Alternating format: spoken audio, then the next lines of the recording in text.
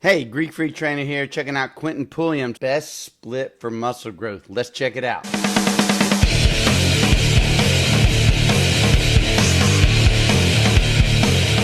What's up, normies? I'm a professional natural bodybuilder, and today I'm going to share with you my favorite split that I've used over the last year to lean, bulk, and lose over 40 pounds. I've done many different splits over the years, but only one truly stands out in my opinion. But before we get into my current and favorite training split that I've ever used, I want to mention that if you're not already putting some effort into your diet, that you should really start there first. It's a lot harder to grow muscle tissue without adequate protein and balanced macronutrients. Much like the plants I water every day, we have to feed the body properly if we want it to grow. But you're here to know how to train. So today I'm going to share my current 5-day split. Now this is all subjective and just my personal experience, but I've helped an absolute ton of people achieve similar results in my daily swell program. I help every new member with macros, meal plans, cookbooks, and you'll get exclusive access to my daily swell Discord, all for just $8 a month. So with that being said, the schedule goes like this. Monday starts with a hamstring focused leg day. Most people need to grow them, so we hit them hard and we hit them first. Followed by a chest focused push day on Tuesday and a back focused pull day on Wednesday,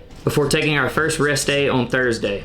Friday we hit our quad focused leg day, and we finish off the week with a full upper day on Saturday. I like this similar to what I do. Push-pull Monday, quad day Tuesday. Wednesday I would do shoulders and arms. Thursday, hamstrings. Friday I would do back to push-pull. So very similar to my routine. I'm not doing that now. Legs have absolutely blown up over the last year, and I believe that it's due to placing both of my leg days after my rest days. This gives our legs the best chance to have a good workout. So I'll start with 5 to 10 minutes of some simple dynamic stretching motions and walking lunges. This helps get my knees warm with the addition of our first movement, a seated hamstring curl. I prefer seated over lying because of the stability of the seat. I begin with 2 warm-up sets and hit them back to back to save time, before banging out 3 sets in the 8 to 12 rep range. Now that our knees are warm, I like to move over to a Smith machine or hack squat. I use these 2 motions interchangeably but alter the foot position depending on the focus that day. Higher on the platform for hamstrings today and lower on the platform for quads on Friday. After demolishing 3 sets of squats in the 6 to 10 rep range, I move over to the pit shark machine for some stiff leg deadlifts. This is going to help finish off the rest of the hamstring with 2 to 3 sets. Doing the hack squat, focusing on your hamstrings, not really makes sense because quad day, focus on like leg presses, squats, hack squats, stuff like that.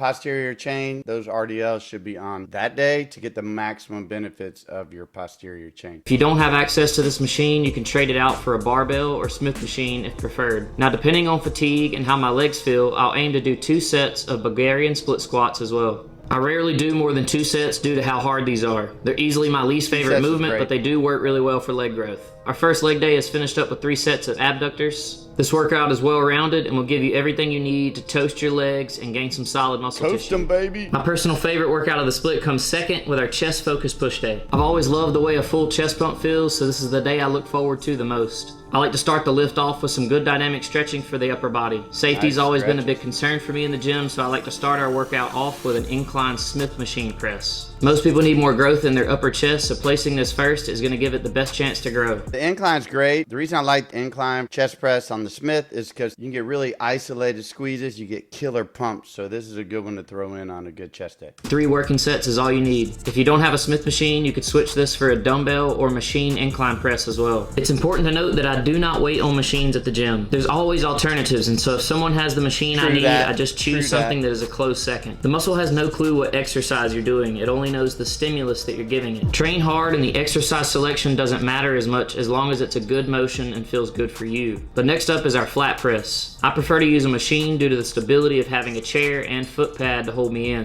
This is only going to allow for more pressing strength and more focus from you. Most of our chest volume for the week is on our push day, so I hit 3 sets of flat press as well. At this point in the workout, I like to give my chest a break and move on to some lateral raises for the shoulders. A large delt is the key to a really aesthetic physique, so I knock out 4 sets of 10 to 15 reps. I could go heavier for less reps, but I find that tends to wear on my elbows. That's really good that he's doing shoulders with chest. That's a great thing to do because it's called the tie-in system, so you can actually tie in that shoulder with your chest to give it that nice full blend. So good stuff there, buddy. This is one of those exercises that more isn't always better. Choose a weight that challenges but doesn't hurt. The last muscle group today is the triceps, so I like to round out the workout with some machine tricep extension or weighted tricep dips. These are two staples in my training, and I use them interchangeably depending on what's open. To finish off the triceps, I like to hit some cable tricep extension, either with a rope. Triceps with the rope, get more pressure on the palms that you can push. You're probably going to get more tricep growth. That's okay after you do real press downs. You can maybe do overheads and then press downs like that with a rope, but to each their own. Or by crossing two cables, again, depending on what's open. And finally, for our last exercise, I like to toast the rest of the chest with a couple sets of pec deck or cable crossover. This gives me a nice little pump to finish the workout, and saving this till the end allowed the chest to rest a bit so we can hit our pec deck effectively. Creates the perfect time to check out the thick chest pump that we were just blessed with. Now we finish off the first half of the split with our back focus pull day. Just like in previous days, we're gonna at least stretch what we're training first. Most people need to grow their lower lats the most, myself included, so I like to start things off with a cable lat pull down. Again, 2 warm-ups and 3 working sets to get things started. I prefer an 8 to 12 rep range here because it's easy to strain your neck if you're aiming for any lower. But now that we're warm, I go right into my working sets on the chest supported row machine. This machine is gonna target our upper back because our elbows are a bit flared out to our sides. 3 working sets later, and it's time to move on to some biceps. I like to give the back a bit of a break so we can hit the last exercise with a bit more strength. So with that being said, there's 2 staples in my current bicep training. Ideally, we want some form of hammer curl, and I've been really enjoying this seated variation because my elbows are supported. My biceps have always been a strong point, so 2 to 3 sets and it's back to the lats. For the third and final back motion, I like to do a single arm cable row. I'm really focusing on keeping my elbow tight against my side and dragging it along the ground. I do enjoy trading this exercise out for a standing straight arm pull down as well. And finally, our last exercise to finish off our pull day is a Bayesian curl. This is probably my favorite bicep exercise of all time, but it does trade nicely for an incline dumbbell curl as well. Pulliam day is now complete and the pump was achieved. The Bayesian curl, that one's decent and it will give you a good pump. I don't have any issues with it. It's a variation, but if you want mad gains and great results, the incline curl, you're going to get a lot more benefits from. Free weights is the way to go. Cables is good for shaping at the end of the workout. So even if you do free weights first, those incline curls or straight bar curls, you can finish with the Bayesian curl, but getting that last cut up on the bicep. Definitely stick with the free weights if you want massive gains. 100% muscle gains, baby. Let's go. Maybe thinking that I forgot about abs, but I keep it simple with 2 main exercises. A weighted cable curl because it's an easy exercise to progressive overload, and a leg raise of some kind. I prefer leg raises on a sit-up bench versus hanging. I train my abs once per week and suggest placing them after your shortest workout of the week, our pull day on Wednesday. Thursday is here and today is our first rest day. We've got the bigger portion of the split out of the way, but I do like to get my steps in and focus on recovery. Now, if you've made it up to this point in the video, I'd love to know down in the comments, what is your favorite split? Great video there. He's got some pretty cool stuff. I'm a big fan of like quad days. You want to stay all your quad exercises together. Squats, hack squat, leg presses. If you're going to do posterior chain exercises and you're going to separate the two, I would do RDLs for your posterior chain. Good mornings, prone leg curls. You can also do the Nordics, which is a great one. I just did a short where I was showing you how to do it weighted. So all those are great posterior chains. So again, if you're going to separate those two, separate as well. Also on his back day, you always want to do your compound exercises first. I wouldn't go to your bicep. Finish all of your back. You want to do biggest to smallest muscle groups. He still had plenty to go in his back. He didn't need to give it a break. I would just go in there. You could do a pull down, do the rows, and then he's going to finish on the single arm rows. And if you want to throw his buys in, he could superset that with that, or finish those single arm rows and then go straight to the biceps. As you get so much bicep when you're doing back anyway, you don't even need to do a lot of biceps at the end. You could probably get away with anywhere from 3 to 5 sets and you're toast. You're going to have a really good pump. But anyway, thanks for coming out today. He had a cool video. I liked a lot of the stuff that he did. He seems like a really cool dude. Like, subscribe, hit that notification button for future videos coming out. This is the Greek Freak Training, baby. GreekFreakTraining.com. Like, subscribe, hit that notification bell. Greek Freak Training! Yeah!